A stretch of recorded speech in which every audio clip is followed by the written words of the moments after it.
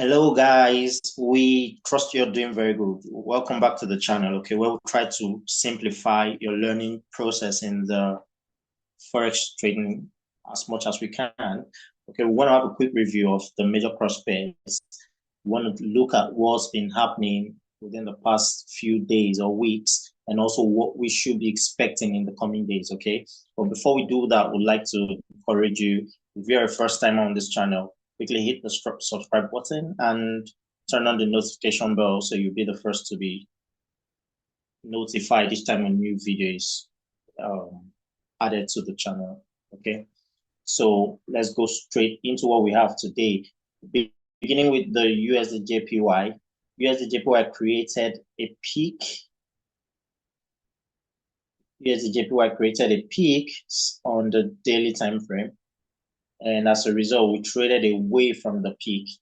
So I'm going to switch over to the 4-hour time frame. Now, on the 4-hour time frame, you can see that this is what we have.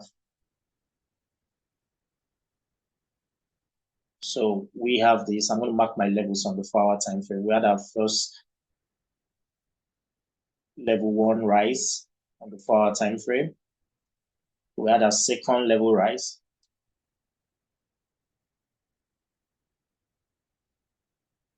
Then we had our third level rise.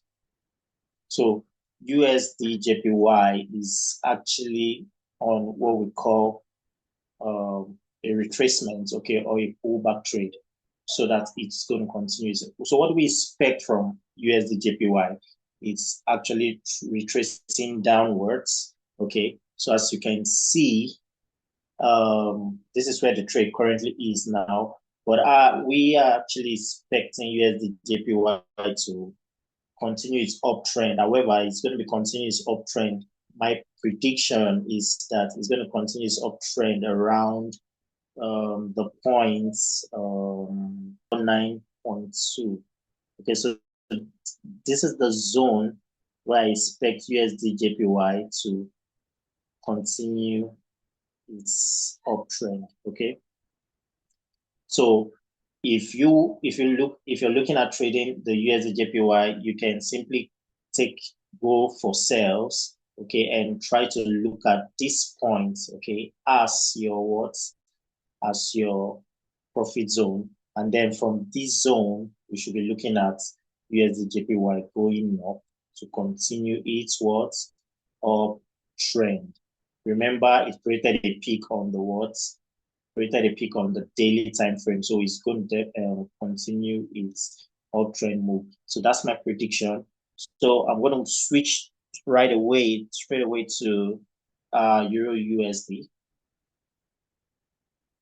So Euro USD is actually doing like the opposite of what USD JPY is doing or has been doing. Okay, Euro USD created a peak on the daily chart, created a peak on the daily time frame. Okay, and then what happens? So I'm going to switch to the 4-hour time frame. So on the 4-hour time frame, Euro USD gave us, so we had a first level drop, we had a second level drop, okay, and then we had a third level drop. And after that, what did the market do? Traded away from the new lows that were created, okay, traded away, okay, to the point now. I'm looking at Euro USD is definitely going to continue its downtrend.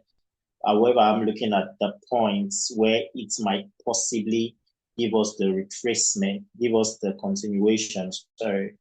So I'm looking at, say, somewhere around here.